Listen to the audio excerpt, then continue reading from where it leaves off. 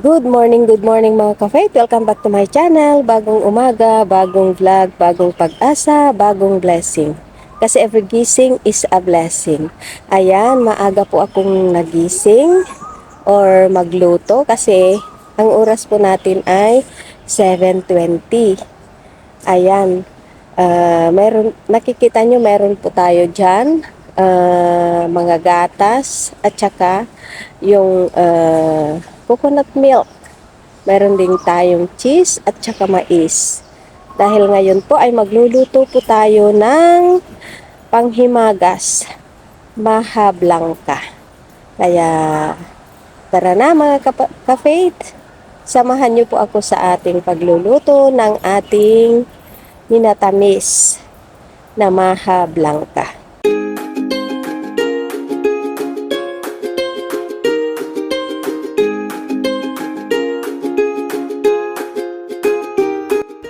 Ayan, ang una nating iluluto ay yung mais mga ka-faith.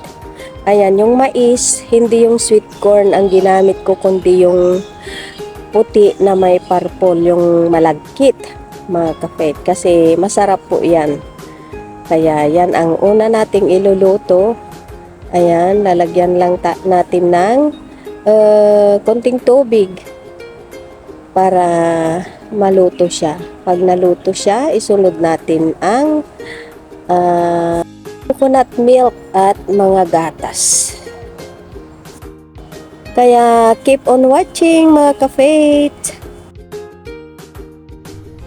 Ayan, luto na po ang ating mais. Kaya ilalagay na po natin ang ating evaporated milk. Tapos isunod po natin ang ating coconut milk at saka yung condensed milk. At iluluto rin natin ang mga ito bago natin ilagay yung ating cornstarch mga ka-faith. Ayan, lagay na natin ang ating coconut milk para mas malinamnam. Ayan.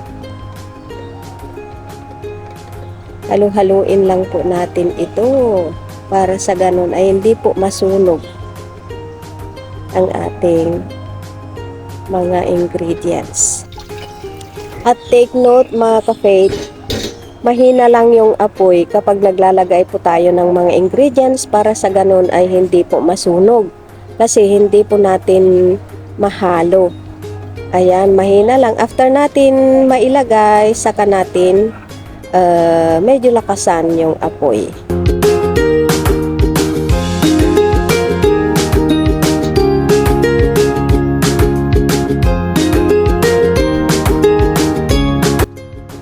Ayan, ilalagay na natin ang ating condensed milk. Tansya-tansya lang mga ka-faith kasi baka masyadong matamis. Kaya ilagay muna natin yung half. Tapos, tikman natin kung kulang pa sa tamis, saka natin dagdagan. Ayan.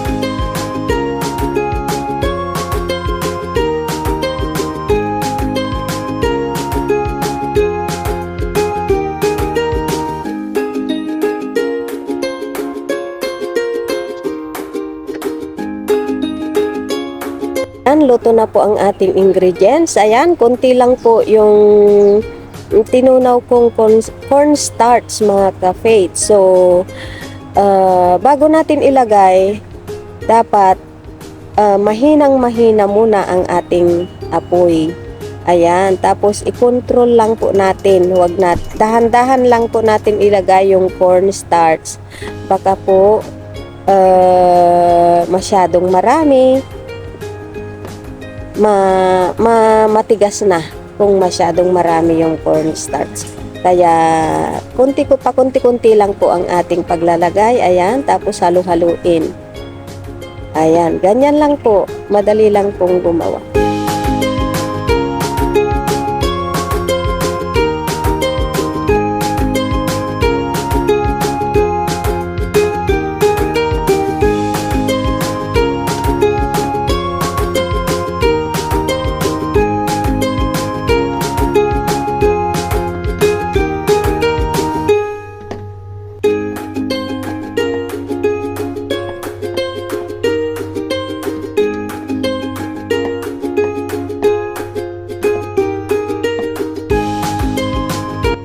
Ayan, habang niluluto, maglagay po tayo ng cheese. Dapat ang slice ng cheese ay cubes mga ka-faith.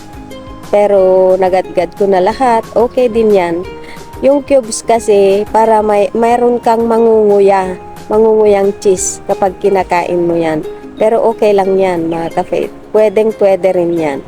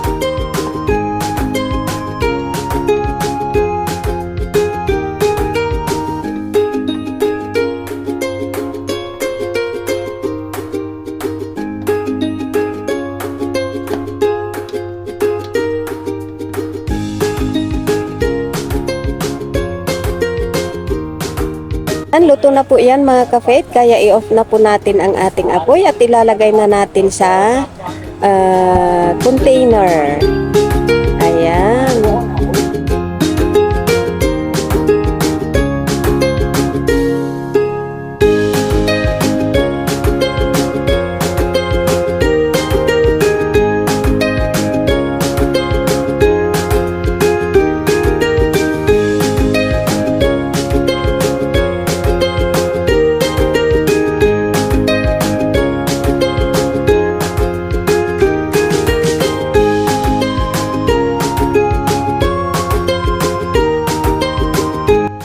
Tsaka natin bubudburan siya ng maraming cheese mga ka-faith para sa ganon ay mas masarap po ang ating pagsasaluhang merienda.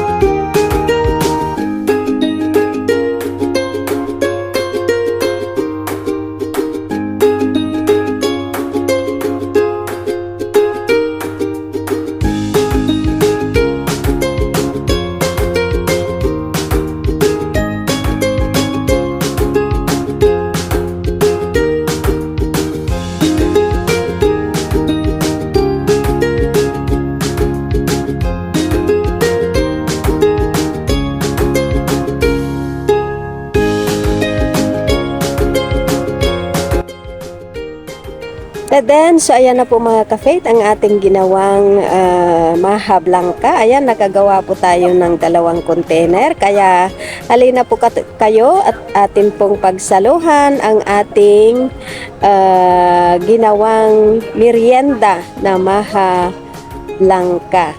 Ang sarap-sarap po yan kasi maraming cheese. Masarap na masarap. So, ayan mga ka-faith, maraming salamat po sa iyong panonood. Salamat ang takarating kayo sa dulo ng aking video. Naway hindi po kayo magsawang sumuporta sa aking channel. Ang katagang lagi kong iniiwan sa inyo, huwag tayong magtanim ng galit sa ating mga puso, kundi panatiliin ito ng pagmamahal upang mas lalo pa tayong daluyan ng pagpapala ng ating puong may kapal. Ingat-ingat po. Love you all. God bless.